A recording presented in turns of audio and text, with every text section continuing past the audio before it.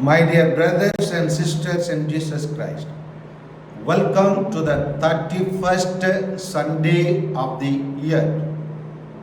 Today, our Mother Church remembers all souls who have gone before us. This day is known as All Souls Day. When we look at the history of the church,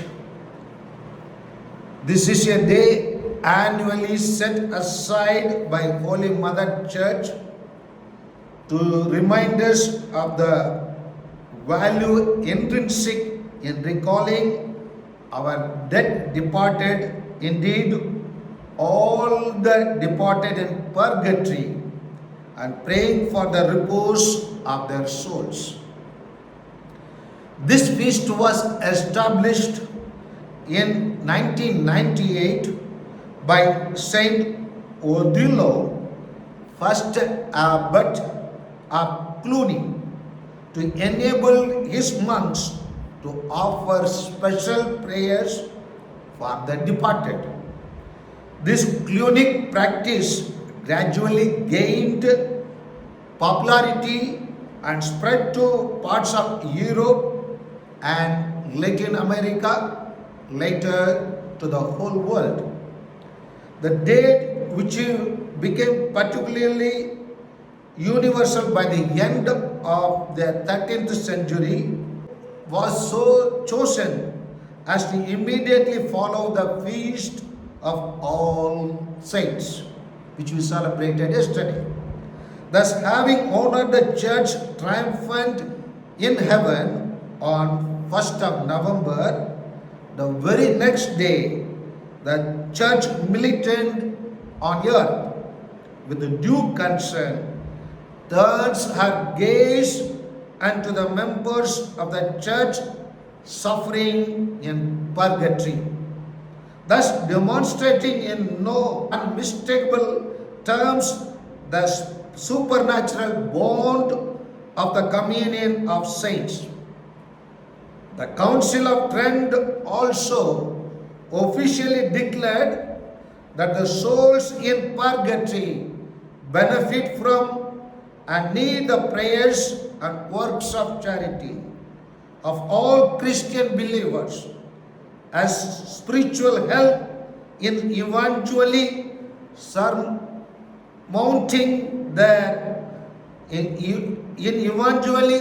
surmounting their spiritual separation from God.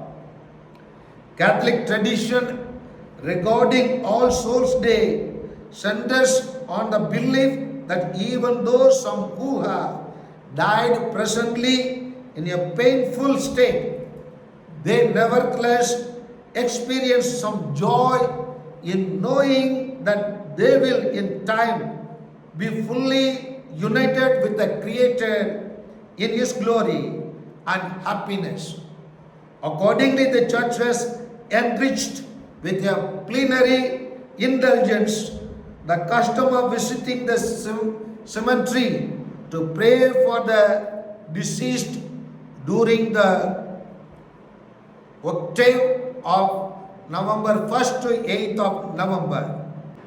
For the souls of the innumerable dead in World War I, Pope Benedict XV, by a decree dated 10th of August 1915, granted each priest the blessed privilege of celebrating 3 masses on this day. One for his own intentions, another for the souls in purgatory, and a third for the intentions of the Holy Father.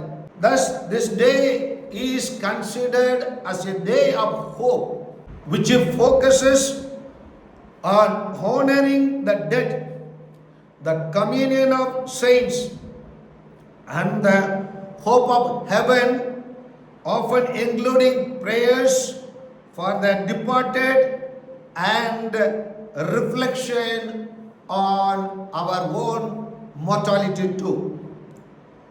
So during this celebration of All Souls Day, we honor the dead and we remember the communion of saints which we pray in the creed, and we pray for the dead, and we remember the souls in purgatory through our plenary indulgence.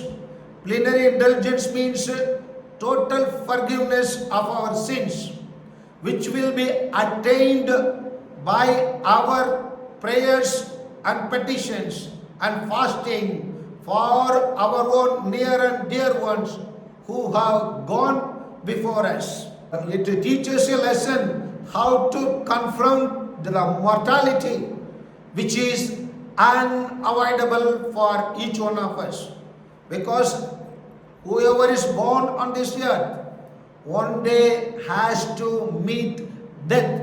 So to confront death, this celebration or the remembering of the souls tells us how you and I have to prepare for our deaths, which is inevitable, which will come to each one of us on a particular day. And therefore it encourages to live a life of virtue. And as it is said in the second book of Maccabees, which speaks about the importance of remembering our dead brethren and sisters. But if he did this with a view to the splendid reward that awaits those who had gone to rest in godliness, it was a holy and pious thought.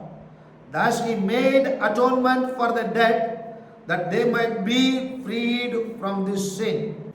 And therefore, in the Old Testament itself, they had believed, paying attention towards our brothers and sisters who have gone before us. Today we celebrate Christian hope in the resurrection of the body and life everlasting. In this context, what Thomas Brooks once confessed finds true meaning. A Christian will part with anything rather than his hope. He knows that hope will keep the heart both from aching and breaking, from fainting and sinking. He knows that home is a beam of God, a spark of glory, and nothing shall extinguish it till the soul be filled with glory.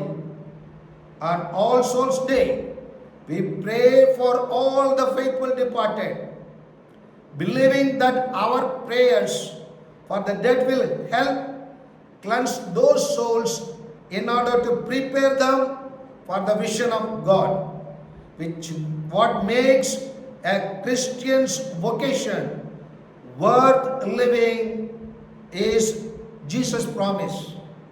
And this is the will of Him who sent me, that I should lose nothing of all that He has given me, but raise it up on the last day.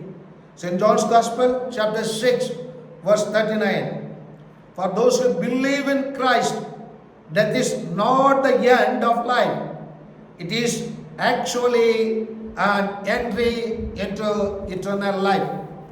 And therefore, my dear brothers and sisters, this day is also to thank God that we can happily say, good that the Lord has taken him from this earth to his place. It is also a joyful occasion to tell to people that the people whom we loved, our dear and near ones, now have gone to sit in heaven in front of God the Heavenly Father, God the Heavenly Son, and God the Holy Spirit. They have become one in the family of God. They have gone and they are with God, and therefore it is an occasion to celebrate, to be joyful, to be happy. Though our near and dear ones might cause us some pain or some causes some bitterness, some may cause us some vacuum in our lives, but at the same time they are now one with God. Now they have gone away from human physical suffering, and they are now awaiting God's presence, which is made possible through our prayers, petitions, and through our remembrance. Therefore, only, my dear brothers and sisters, we say in the Apostles' Creed, I believe in the Holy Spirit, the Holy Catholic Church, the communion of saints, the forgiveness of sins, the resurrection of the body, and the life everlasting. Amen.